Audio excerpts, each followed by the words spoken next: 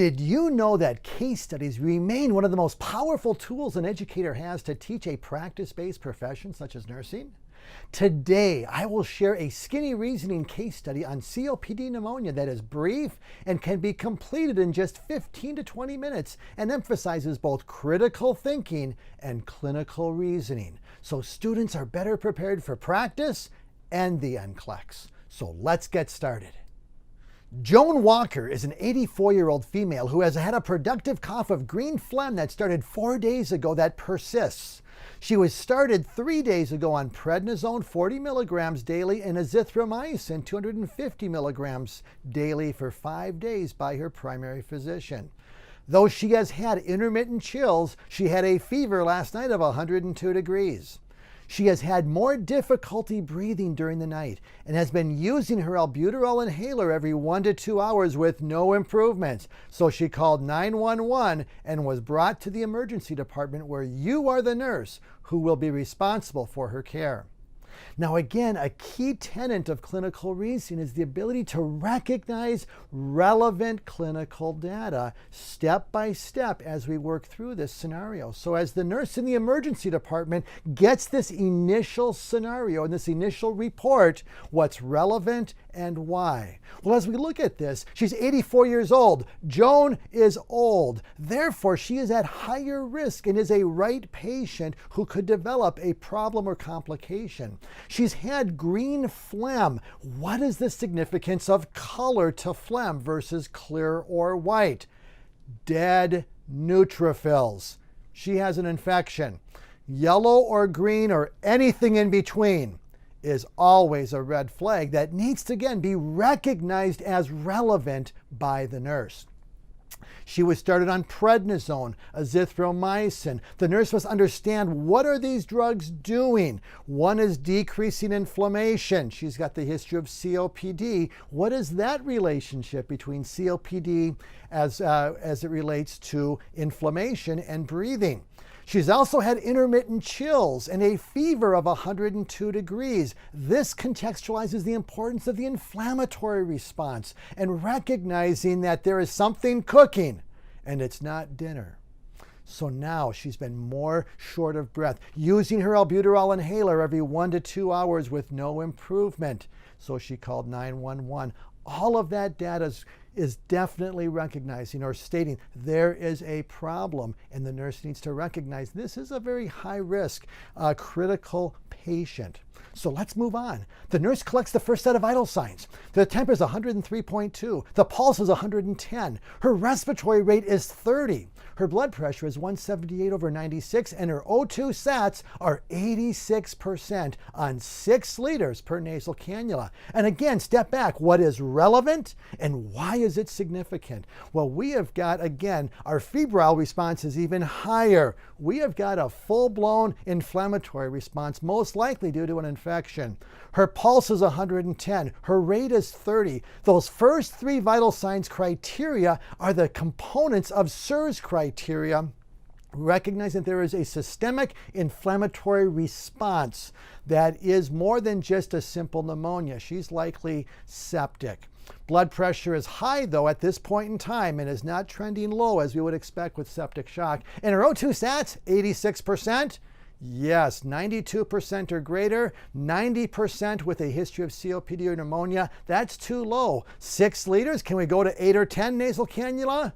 No, the nurse needs to recognize we basically need to go to an alternative oxygen delivery system such as a face mask or a high flow nasal cannula. Let's now go to the nursing assessment. Her general appearance, she's anxious and distressed, barrel chest present. Her respirations, she's dyspneic with accessory muscle use. Her breath sounds are diminished bilaterally with anterior-posterior expiratory wheezing. She's pale, hot, and dry. She's got equal with pulses bilaterally. She's alert and oriented ×4. Her abdomen soft, non-tender, voiding without difficulty, urine clear yellow, skin integrity intact. And again, what's relevant and why in this physical assessment, a very brief head to toe. In the context of this patient, she's got the barrel chest. What does that signify? She has chronic COPD. She's using her accessory muscles. What's the significance of retractions?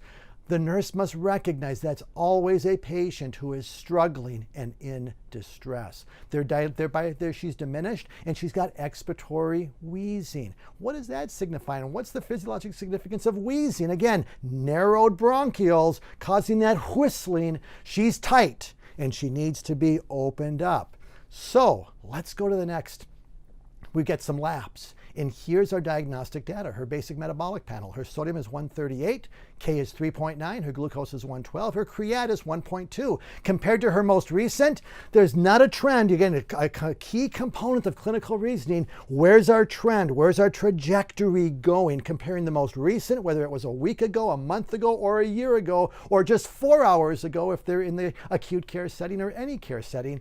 No problems there. White count. Let's look at our CBC. White count is currently 14.5. Hemoglobin 13.3. Platelets 217. 92% neutrophils with 5 bands. Again, look at her most recent. Look at where our trend's going. Our white count is too high. Contextualizing that we have a full-blown inflammatory response with an aggressive neutrophil count.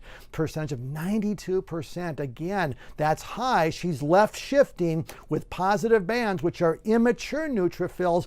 All of these aspects of the significance in a white blood count need to be recognized by the nurse. Let's look at her lactate, 3.2. Normal is less than 2.2. What's the significance of lactate? Well, when your students know their physiology, they can go back and say, what happens when you have cells that are not getting enough oxygen? We call that lactic acidosis or anaerobic metabolism. Therefore, when you have perfusion issues, you have a lactate that's going to be elevated. That's why lactate needs to be recognized as a red flag anytime it's present. But when it's elevated, again, we have a problem. Let's look at her ABGs. Her pH is 7.25. Her PCO2 is 68. Her PO2 is 52. Her bicarb is 36. And her O2 sats are 84%. We need to look at each aspect of what's taking place here. Why is she acidotic? Well, let's look at her CO2. She's definitely driving that down. She's got respiratory acidosis, but she's also hypoxic. 52% is too low. 80 to 100 is normal if you know your ABGs. And O2 sat is again 84%. Bicarb is 36. That's way high. Why? Well, the nurse can make a judgment knowing that she's a COPDer. She's got chronic CO2 retention. Therefore, her kidneys are compensating with the bicarb. Again, these key constructs need to be deeply understood by our students who will soon be nurses. And now let's look at the chest x-ray. Left lower lobe infiltrate.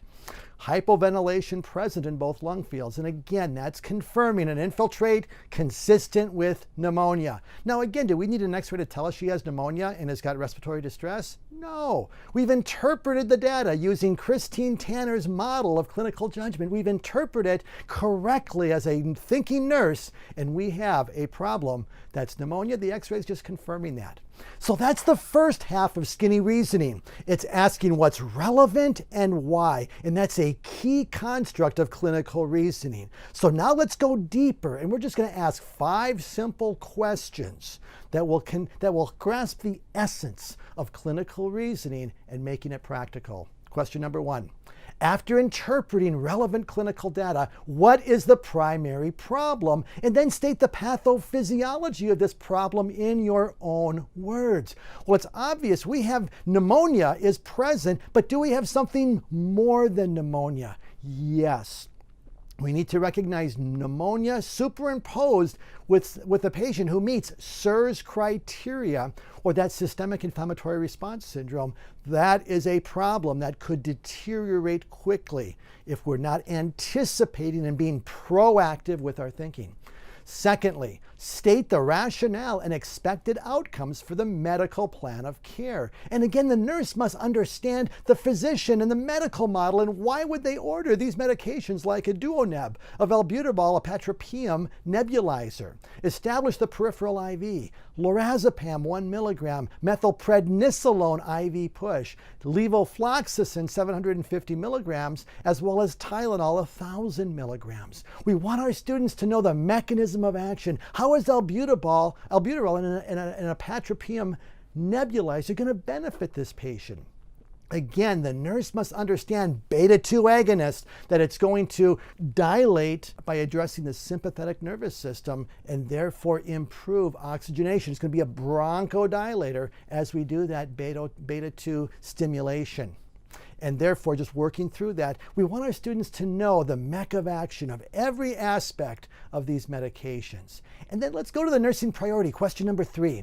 What nursing priority will guide your plan of care? And this is where we need to give our students the flexibility to say NANDA when it fits and state the essence of which is, again, a construct of clinical reasoning when it does not. Now, I can go with NANDA in this context of impaired gas exchange, clearly, as well as respiratory distress, but we also have some other issues related to sepsis and looking at those aspects. But in essence, we have an oxygenation issue, and therefore we want to use that as our primary focus. The ABCs are always relevant, and so we have a B priority, but that sepsis is also not currently a B priority, but it's going to be at best a C priority. But again, they are dovetailing. We need to have both of those on our radar, and then the interventions that we're going to do to manage oxygenation, whether it's going to be increase our oxygenation flow, whether it's going to be sitting that patient upright, administering those medications like the DuoNeb, all of that's part of the nurse's plan of care. Then we go to 4, psychosocial and holistic care priorities that need to be addressed. And again, we want our nurses to not only think like a nurse, but to care like a nurse. So we want them to see the big picture of the art of nursing and say, what is this patient going through? If you couldn't breathe, how would you feel? Would you be anxious? Would you feel like you might be stressed? And just how would you want to be comforted? Again, using touch and other aspects of communicating caring. We need to be very intentional. We need to address these aspects of the art of nursing, even spiritual care, in the context of a patient who is in distress. She's not currently dying, but she may want that to provide additional comfort if that's important to her. And finally, what educational and discharge priorities need to be addressed to promote health and wellness for this patient and or family? We're not going to be addressing this right now in the emergency department with a patient with a BC priority, but when this patient gets admitted and is on the floor and is now day 2 or day 3 and is going to go home in the next 1 to 2 days, this must be on our radar as nurses and be very intentional to help communicate what that patient needs to know regarding education.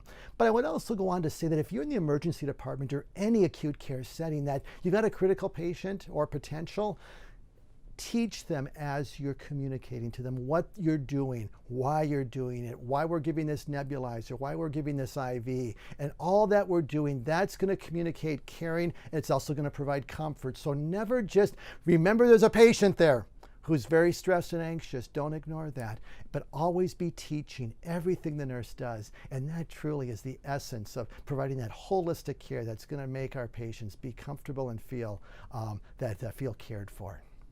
What did you think? I think that you can do this, and you can do this in your classroom. But as you look at this, what is your go-to strategy to help your students understand important content in your classroom? I'd like to hear what you do. So post a comment on this video and let others learn from your journey. But if you're looking for additional tools to rock active learning in your classroom, I have an all-inclusive membership site just for nurse educators that provides access to my entire vault of over 200 clinical reasoning case studies on over 50 topics and much more. Click the link in the description to learn more. Finally, like this video and share with someone who would benefit and appreciate it. If you haven't already, subscribe to this YouTube channel and be the first in line to get fresh content that will help your students be prepared not only for the NCLEX, but clinical practice.